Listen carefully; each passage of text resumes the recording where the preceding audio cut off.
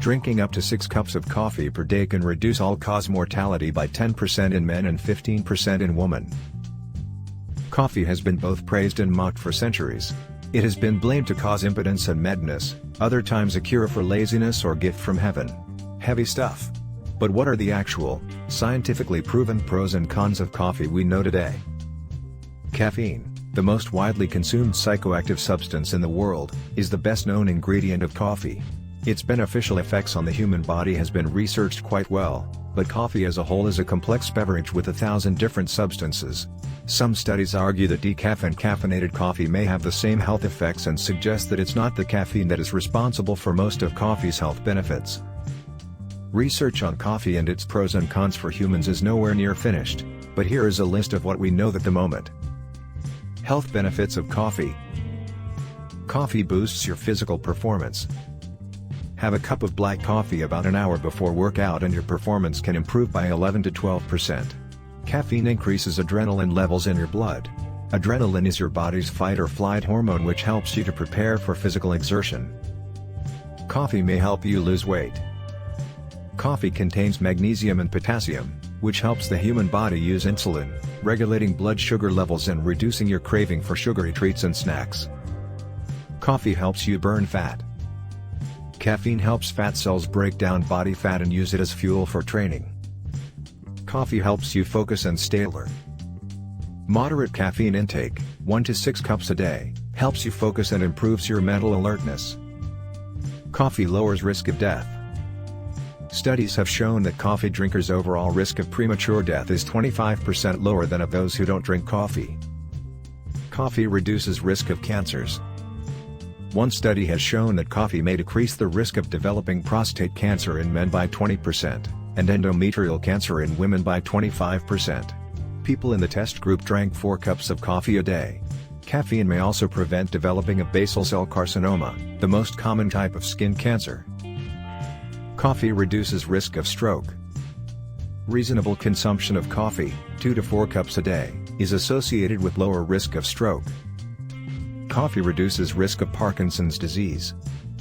Studies have shown that regular coffee drinking decreases risk of Parkinson's disease by 25%.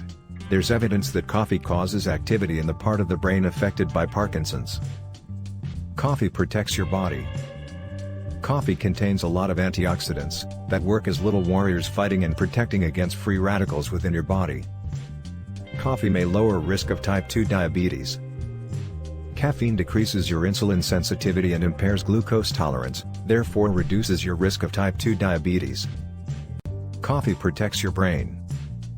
High caffeine levels in your blood reduce the risk of Alzheimer disease. It also lowers risk of dementia. Coffee brightens your mood, helps fight depression and lowers risk of suicide. Caffeine stimulates the central nervous system and boosts production of neurotransmitters like serotonin, dopamine, and noradrenaline, which elevate your mood.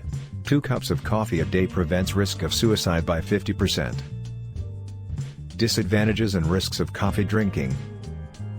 Bad coffee can be toxic. Bad quality coffee can have a lot of impurities in it, which can cause sickness, headache or a general bad feeling. This can happen if your coffee is made from beans that have been over-ripped or otherwise ruined. Even one ruined bean can make your cup toxic. If you invest and buy high-quality, specialty coffee you don't have to worry about this. Coffee can kill you. Yes, if you drink 80 to 100 cups, 23 liters, in a short session. This dose is lethal and will amount in 10 to 13 grams of caffeine within your body. Before you reach this point, however, you'll be vomiting most of it out since 23 liters of any liquid is a lot. Even drinking 23 liters of water can kill you. Coffee can cause insomnia and restlessness. Again, it's the caffeine working here. Your recommended maximum amount of caffeine is 400 milligrams, roughly the amount that you'll get from 4 cups of coffee. If you're caffeine sensitive, be careful with coffee. You are probably already aware what amount and what kind of coffee suits, or doesn't suit you. The amount of caffeine that is safe for human consumption is actually written in our DNA. Don't drink more than 1 cup a day if you're pregnant. Studies on coffee's effect on a fetus have been controversial, but one thing is sure, if you drink coffee when pregnant, caffeine will also reach the fetus, and your baby is highly sensitive to caffeine. So, if you're a heavyweight coffee drinker and can't stop drinking it while pregnant, at least reduce your coffee intake to 1 cup a day. If you have high cholesterol, please choose filtered coffee. Coffee beans contain caffeine and caffeine, 2 ingredients that appear to raise LDL cholesterol levels. Filtering the coffee traps most of the LDL, but caffeine and caffeine are found in espresso, Turkish coffee, French press and Scandinavian-style cooked coffee. The intake of LDL from a cup of espresso is still so small, that for people with normal cholesterol levels, won't be at risk. There are also some studies at preliminary stages of diagnosis that have found marks that caffeine and caffeine may have some beneficial anti-cancer effects, and be good for your liver. Coffee for kids may increase bedwetting. One survey reported that caffeine consumption of 5 to 7-year-old kids may increase enuresis, aka bedwetting. So, is it good or bad for you? If you have high cholesterol or you are caffeine sensitive, pregnant or a child, or a parent of one, you should pay attention to coffee drinking. For others, reasonable amounts, 1 to 6 cups a day, coffee can be good for you. It can prevent serious diseases, boost your mind and muscles, and even help you with weight loss. Remember, as long as you drink toxin-free, specialty coffee and brew it with care, you can and should be enjoying it knowing it's good for you. Thanks for watching. And don't forget to subscribe.